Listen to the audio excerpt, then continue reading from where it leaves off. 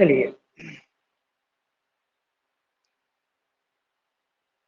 संविधान सभा के बारे में जो हम लोग उसके निर्माण से संबंधित, संविधान के लागू होने से संबंधित जो चीजें थी वो हमने कंप्लीट कर लिया था। अब एक बहुत इंपॉर्टेंट टॉपिक है जो संविधान सभा के आलोचना से संबंधित है कि कई बार संविधान सभा को आलोचना का भी शिकार बनाया गया और कई लोगों ने उस भारत के संविधान को क्रिटिसाइज किया, कई सारे बिंदुओं पे क्रिटिसाइज किया गया। तो उस क्रिटिसिज्म को थोड़ा सा यहाँ हम लोगों को जानना और समझना है कि जो जिन आधारों पर उन लोगों ने कॉन्स्टिट्यूएंट असेंबली को क्रिटिसाइज किया है, वह क्रिटिसिज्म का जो तर्क दिया है उन लोगों ने, वह किस हद तक रेशनल है, किस हद तक तार्किक है, और क्या संविधान सभा उनके उसी अनुरूप कार्य कर रही है क्या जैसा उन्होंने कहा। तो इन बिंदुओं को थोड़ा संविधान सभा के जो गतिविधियां थी, जो कार्य करने के तरीके थे, संविधान सभा के उन्हीं कार्य करने के तरीकों के आधार पर ही, संविधान सभा की संरचना के आधार पर ही इन आलोचकों के तर्कों का जवाब प्रस्तुत करना है, इन आलोचकों को जवाब देना है। आलोचना का पहला बिंदु है जो मैंने आपके सामने रखी है, वो ये है कि भाई संविधान सभा की प्रभु संपन्नता, सोवर्निटी ऑफ कॉन्स्टिट्यूएंट असेंबली।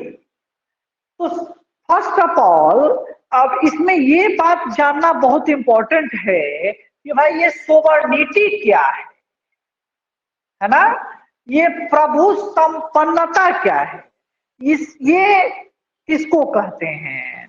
तो अगर प्रभु संपन्नता की बात करिए तो प्रभु संपन्नता कहिए, संप्रभुता कहिए, सब सेम बात है, एक ही अर्थ है दोनों का।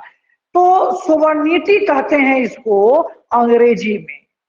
तो जो प्रभु संपन्नता या संप्रभुता है, इसका एक मीनिंग होता है, इसका एक अर्थ होता है कि यदि कोई ज्योग्राफिकल यूनिट है और यदि वह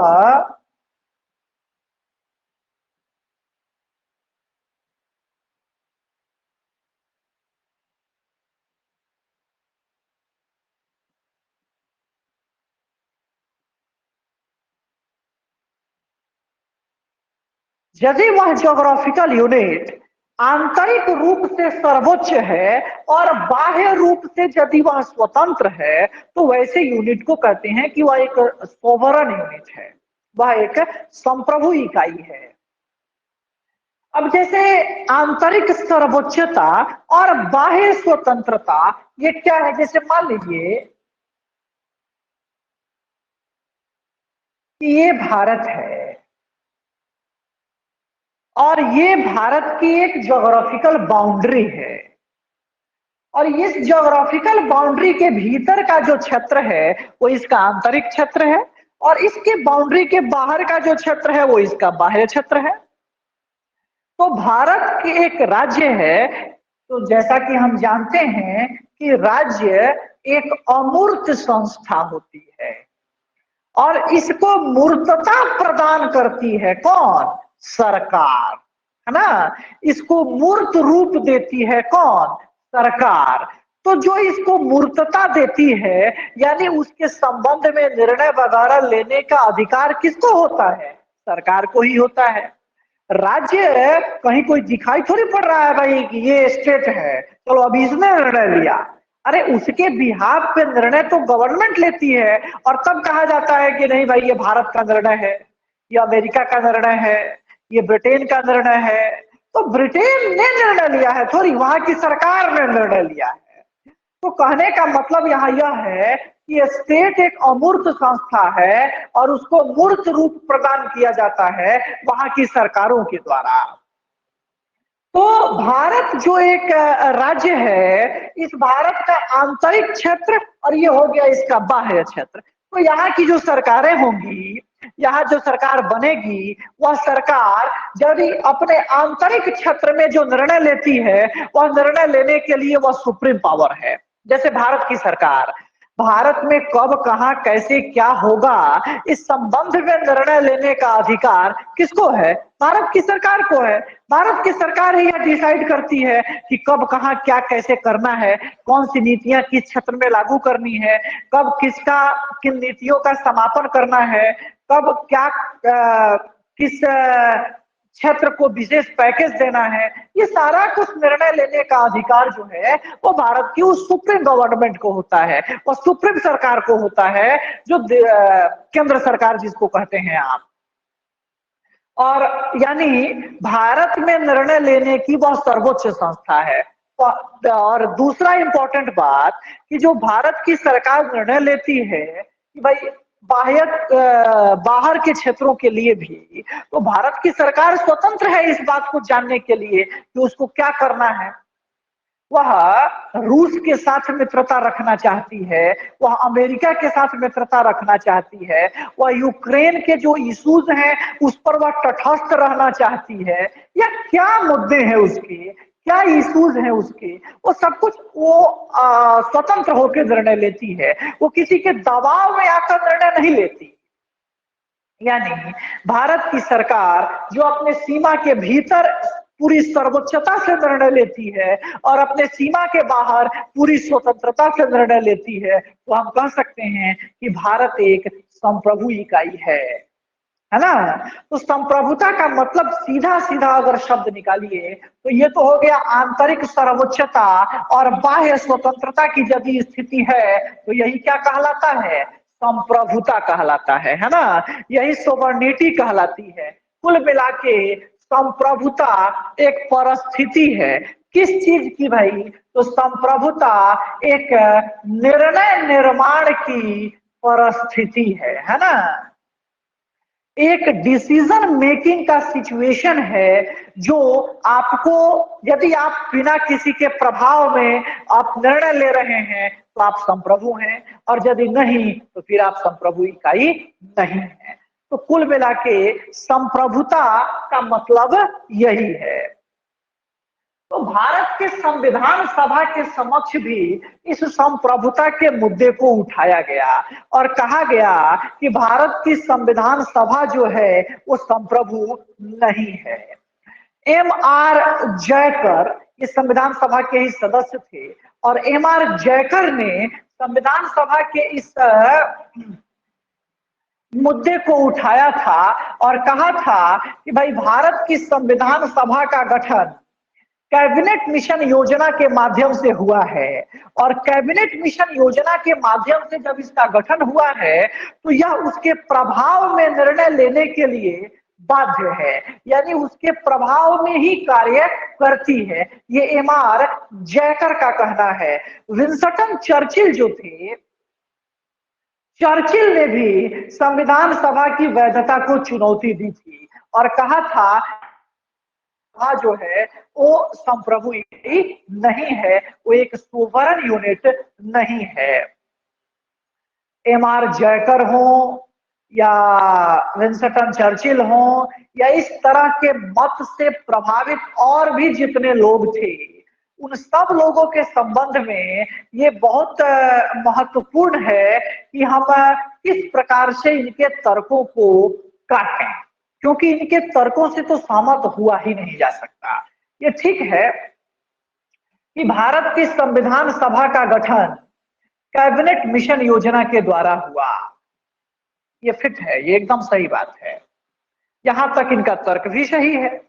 लेकिन ये कहना कि भाई भारत की संविधान सभा जो कार्य कर रही है वह कैबिनेट मिशन योजना के प्रभाव स्वरूप ही कर रही है, ये कहां फिट बैठता है?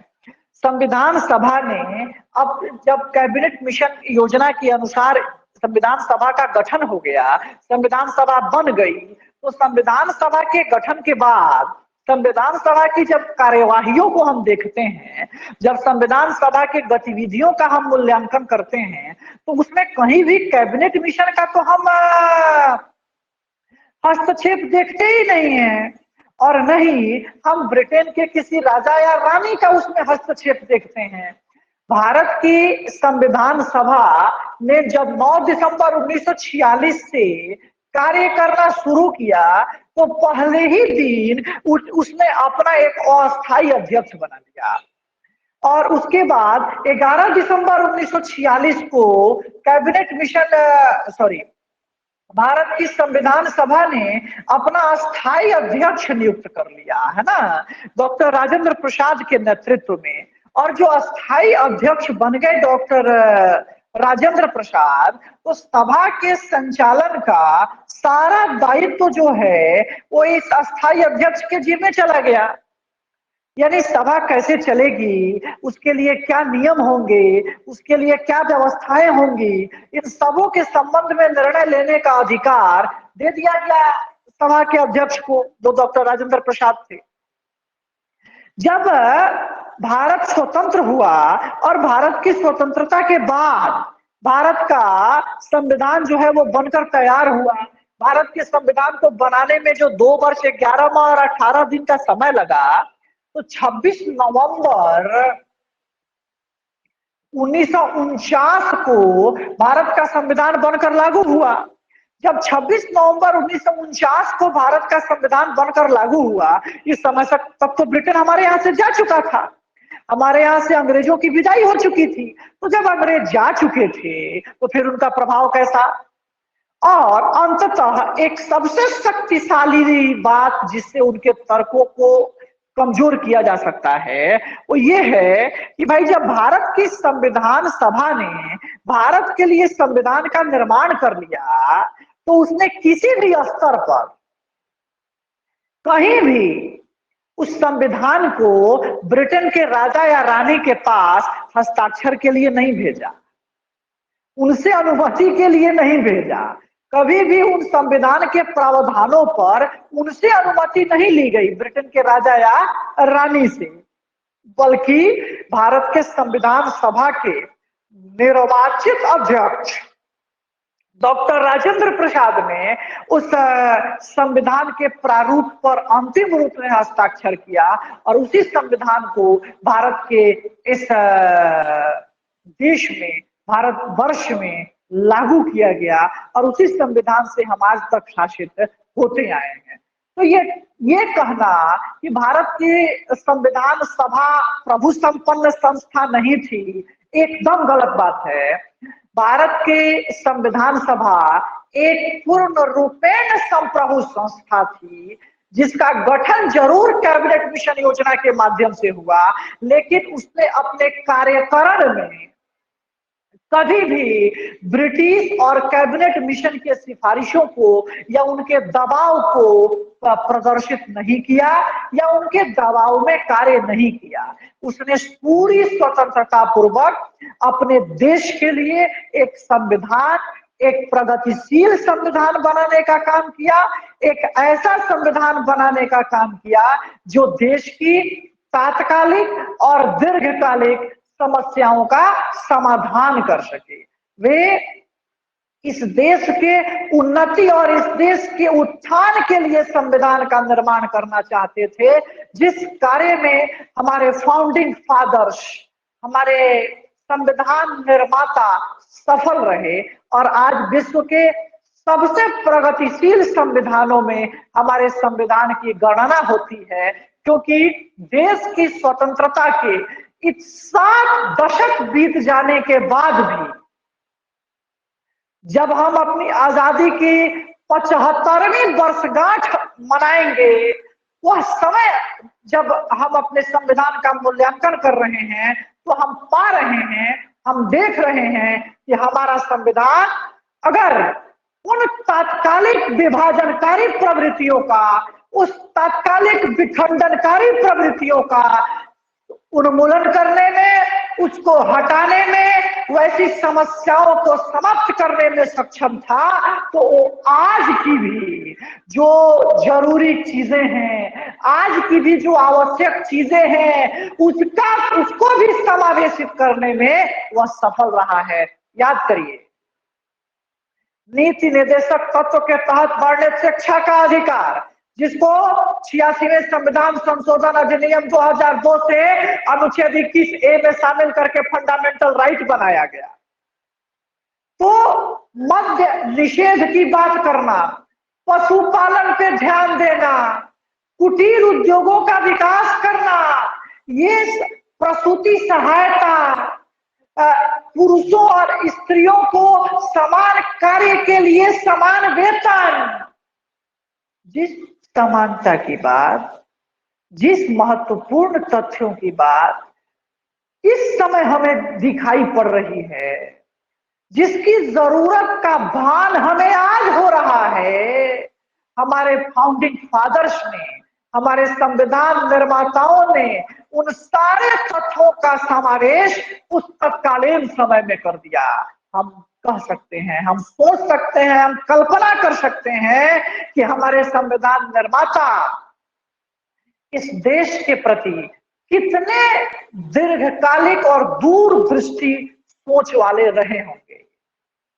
तो ये कहना कि भाई भारत की संविधान सभा प्रभु संपन्न नहीं थी, ये किसी भी तर्क से साबित नहीं होता है। अगर ये बात ठीक है कि भारत की संविधान सभा प्रभु संपन्न नहीं है, अरे भाई, तो ऐसी प्रगतिशील, ऐसी दीर्घजीवी संविधान नहीं बना सकती। वो एक ऐसे संविधान का निर्माण करती, वो एक ऐसे व्यवस्था का निर्माण करती जो व्यवस्था आत्मनिर्भरता की तरफ नहीं, परनिर्भरता की तरफ आगे बढ़ाता। क्योंकि ब्रिटेन कभी भी ये नहीं चाहता कि भारत की निर्भरता पूर्ण रूपेण ब्रिटेन पर से समाप्त हो जाए, ये वो कभी नहीं चाहता। लेकिन ये तो हमारे संविधान निर्माताओं की काबिलियत थी, ये तो हमारे संविधान निर्माताओं की विशेषता थी कि उन्होंने बिना किसी के प्रभाव में आए, बिना किसी के अनुकरण किए, उन्होंने भारत में एक ऐसे संविधान की नींव रख दी जो भारत की तात्कालिक और दीर्घकालिक सभी प्रकार की समस्याओं का समाधान कर सके, है ना, सभी प्रकार की समस्याओं को खत्म कर सके और हम एक प्रगतिशील राष्ट्र के रूप में स्थापित हो सके। आइए, ये पहला जो आलोचना है उसको हमने इन तर्कों के आधार पे काटा है, इन तर्कों के आधार पे उसको खत्म किया है। दूसरा आलोचना, दूसरी आलोचना,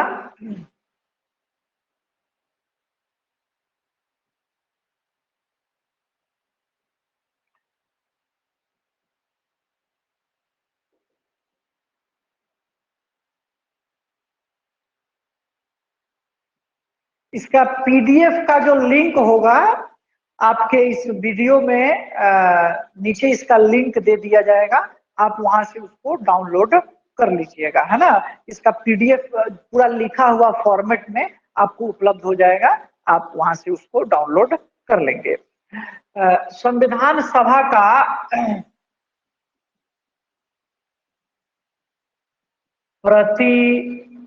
प्रतिनिध्यात्मक स्वरूप, है ना, ये एक दूसरी आलोचना है जो संविधान सभा के संबंध में हम लोगों को दिखाई पड़ती है। संविधान सभा की आलोचना जब आलोचकों ने किया है तो उन्होंने एक और प्रश्न उठाया है इसके सामने, संविधान सभा का प्रतिनिध्यात्मक स्वरूप। और अगर इस आलोचना को आप पॉइंट करोगे, देखोगे, तो इस आलोचना का आधार, इस आलोचना का जो विषय वस्तु बनता है वो ये है कि भाई समाजवादी जो वर्ग था भारत के संविधान सभा में, उस समाजवादी वर्ग के द्वारा संविधान सभा की यह आलोचना की गई कि भारत की संविधान सभा प्रतिनिधिक संस्था नहीं है। क्यों करी गई? देखिए, समाजवादियों के एक बड़े नेता थे, उनका नाम है जयप्रकाश नारायण।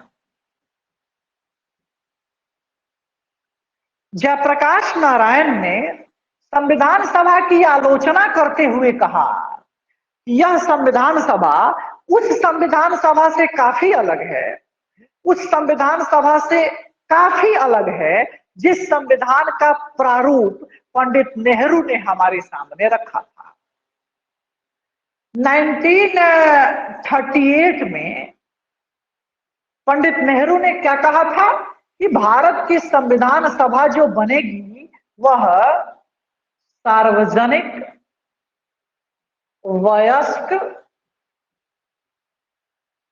मताधिकार के आधार पर बनेगी। यानी जो एडल्ट एज फ्रेंचाइज होगी उसी के आधार पे वह गठित की जाएगी, उसी के आधार पे वह बनेगी। ये बातें रखी गई नेहरू के द्वारा 1938 में। सार्वजनिक वयस्क मताधिकार का मतलब ये था कि भाई उसका चुनाव जो होगा, यानी संविधान सभा जो चुनी जाएगी वह किस विधि से? तो प्रत्यक्ष विधि से चुनी जाएगी, यानी जनता उस इलेक्शन में सीधे भाग लेगी। और सार्वजनिक वयस्क मताधिकार का मतलब ही होता है कि भाई एक निश्चित उम्र के पश्चात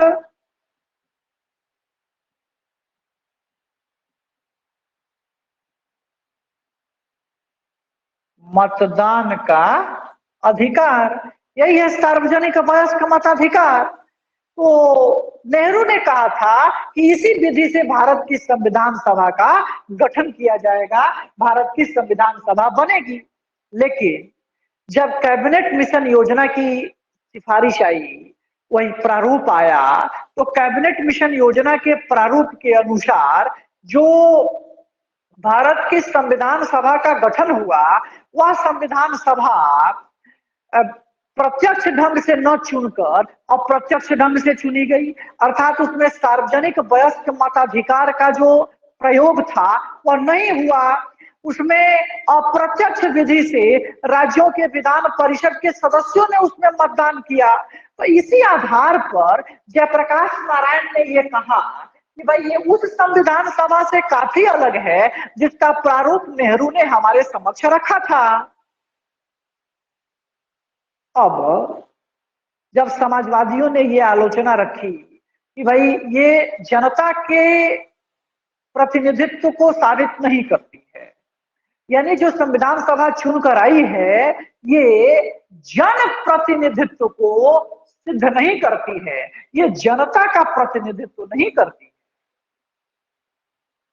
ये बात ठीक है कि आलोचकों को का ये कहना कि भाई भारत की जो संविधान सभा आई वो प्रत्यक्ष ढंग से नहीं चुनी गई, वह सार्वजनिक वयस्क मताधिकार के आधार पर नहीं चुनी गई। लेकिन भारत की जो संविधान सभा बनी, उस जिस समय संविधान सभा का गठन हुआ उस समय संविधान सभा के लिए चुनाव करा पाना संभव नहीं, क्योंकि उस समय भारत में दो बहुत बड़ा वर्ग, एक हिंदू और एक मुस्लिम वर्ग, एक दूसरे के अस्तित्व को खत्म कर देने के लिए संघर्ष कर रहा था, एक दूसरे के अस्तित्व को समाप्त कर देने के लिए लड़ाइयां लड़ रहा था। सांप्रदायिकता अपने चरम पर थी, देश अशांत था, चारों तरफ दंगे हो रहे थे, और इस अशांति और दंगे के वातावरण में देश में संविधान सभा के लिए चुनाव करा पाना हरगिज संभव नहीं। ऐसी स्थिति में कैबिनेट मिशन योजना के द्वारा जो प्रारूपण संविधान सभा का किया गया हमारे सामने, वह उस तत्कालीन समय के लिए सबसे उपयुक्त प्रारूपण था, और उसी प्रारूपण से भारत की संविधान सभा चुनकर आई भी। रही बात आलोचकों का कि यह जनता के सभी वर्गों का या जनता के प्रतिनिधित्व को सिद्ध नहीं करती है। तो संविधान सभा का अगर आप माइक्रो एनालिसिस करिए, आप संविधान सभा का यदि आप सूक्ष्म विश्लेषण करिए, तो आप पाते हैं कि भाई जो भारत की संविधान सभा बनी, वह संविधान सभा सभी वर्गों, सभी जातियों, सभी क्षेत्रों, सभी संप्रदायों, सभी लिंगों का बराबर प्रतिनिधित्व करती हुई दिखी। सभी क्षेत्र, वर्ग, संप्रदाय, लिंग, जाति, सबका प्रतिनिधित्व उस संविधान सभा में दिखता है। कोई ऐसा वर्ग नहीं था, कोई ऐसा समुदाय नहीं था, बुद्धिजीवी हो, किसान हो, वकील हो, कोई ऐसा वर्ग नहीं था जिसका उसमें प्रतिनिधित्व जो है वो नहीं था। तो उसमें सबका प्रतिनिधित्व तो दिखाई पड़ ही रहा है। तो ये कहना कि यह प्रातिनिधिक नहीं है, ये सही नहीं है। ये तो प्रातिनिधिक है ही, इसमें सभी वर्गों का प्रतिनिधित्व तो है ही। ये अलग बात है कि ये उस विधि से चुनकर नहीं आई जिस विधि का प्रारूप 1938 में नेहरू ने हमारे सामने रखा था। तो ये ग्रेनविल ऑस्टिन भी कहते हैं, बहुत बड़े विचारक हैं, बहुत बड़े संविधान के जानकार हैं। ग्रेनविल ऑस्टिन का भी कहना है कि अप्रत्यक्ष ढंग से निर्वाचित जो यह संविधान सभा थी, ये अप्रत्यक्ष रूप से निर्वाचित होने के बावजूद भी भारतीय जनता के प्रति सबसे ज्यादा उत्तरदायी थी। यह सर्वाधिक प्रतिनिधित्वक संस्था थी, ये ग्रेनविल ऑस्टिन का कहना है।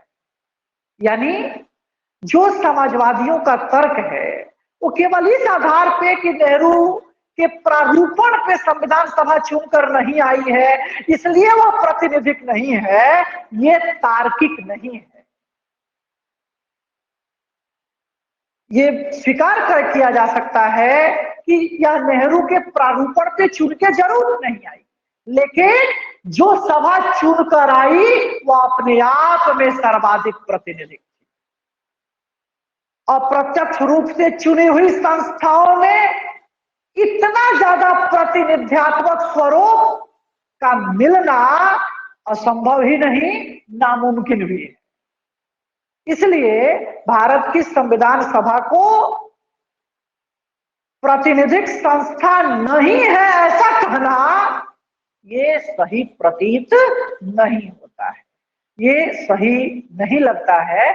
इसलिए कि इसमें प्रातिनिधिक स्तर के सभी बातों को स्वीकार किया गया है। जो मानक प्रत्यक्ष रूप से चुनी हुई एक प्रातिनिधिक संस्था पूरा करती है, हमारी संविधान सभा भी उन सभी मानकों को पूरा करने में सक्षम है। इसलिए एक कारण से इसको प्रातिनिधिक नहीं होने का तमगा नहीं दिया जा सकता है ना। तीसरा जो इसके पीछे आलोचना का बिंदु है वो बिंदु है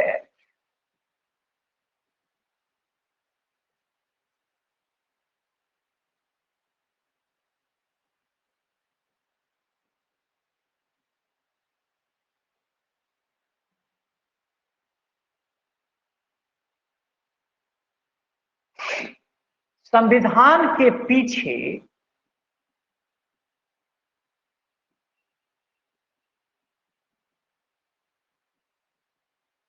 लोक स्वीकृति का अभाव,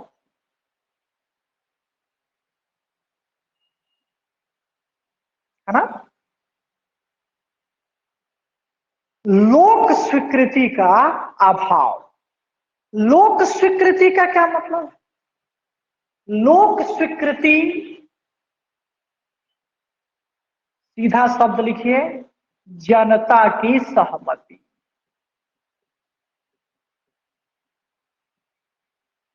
है ना।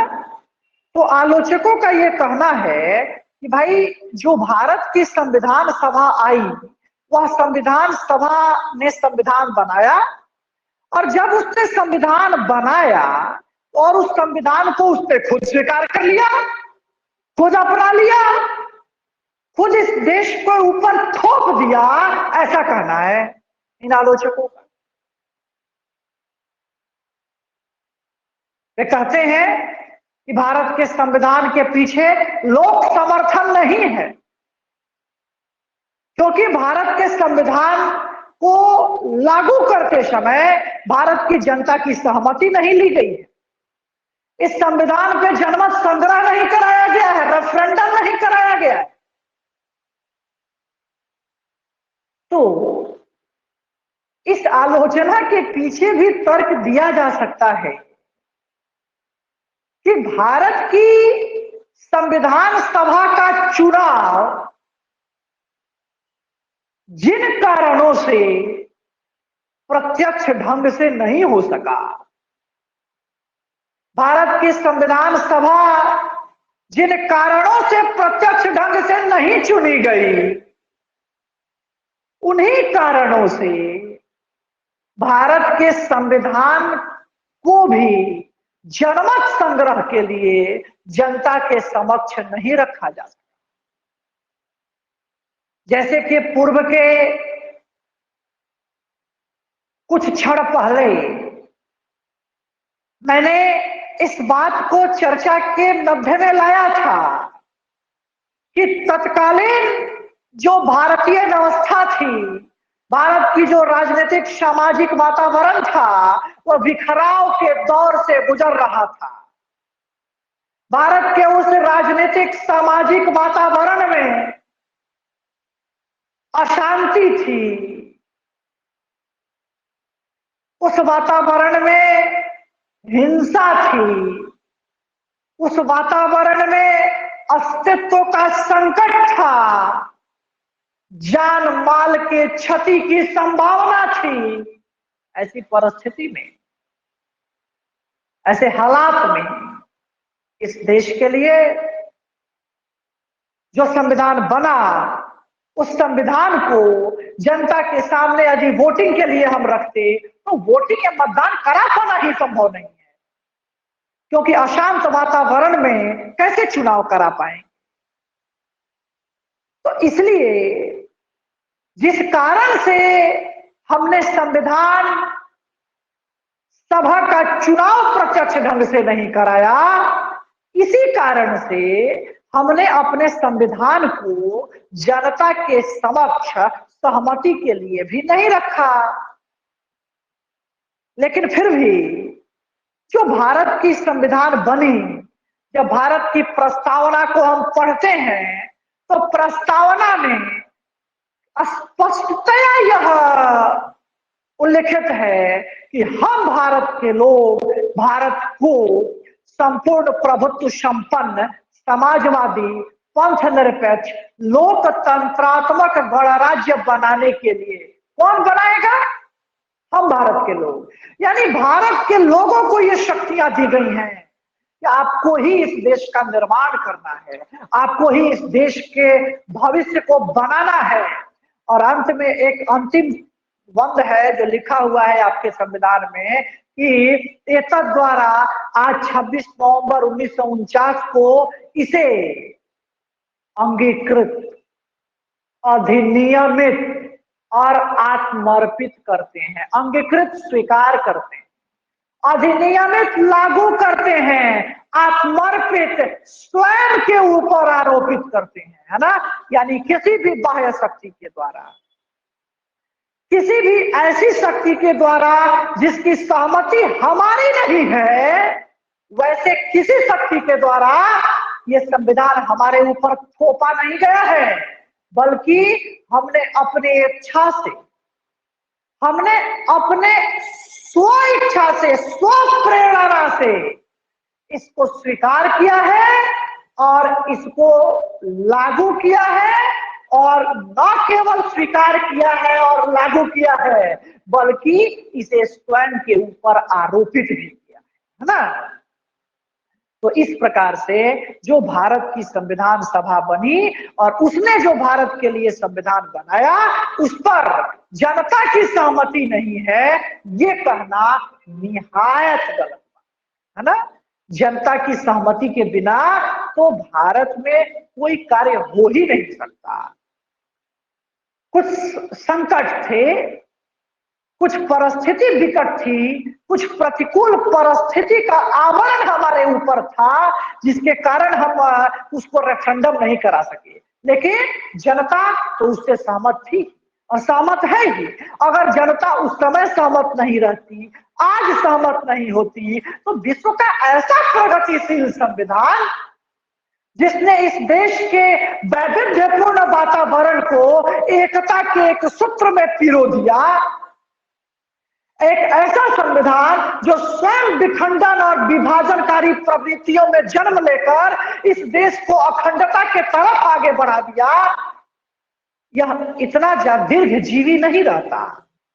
यह संविधान बिखर गया रहता अगर इस पर जन समर्थन नहीं रहता। तो यह सबसे बड़ा प्रमाण है इस संविधान के जन समर्थन के होने का कि संविधान लंबे समय से दीर्घजीवी है, प्रगतिशील है और इस देश को निरंतर आगे बढ़ा रहा है, प्रगति के मार्ग पे आगे बढ़ा रहा है और हम दिन दुना रात चौगुना अपने देश को एक ऊंचाइयों के शिखर पे ले जाने में सफल हो रहे हैं, है ना।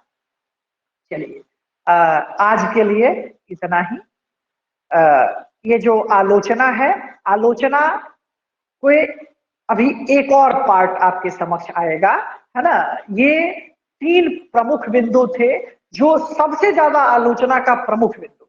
इसके बाद आलोचना के बहुत इजी पॉइंट है जो दूसरे वाले पार्ट में मैं आपको करा दूंगा, है ना। Thank you for today.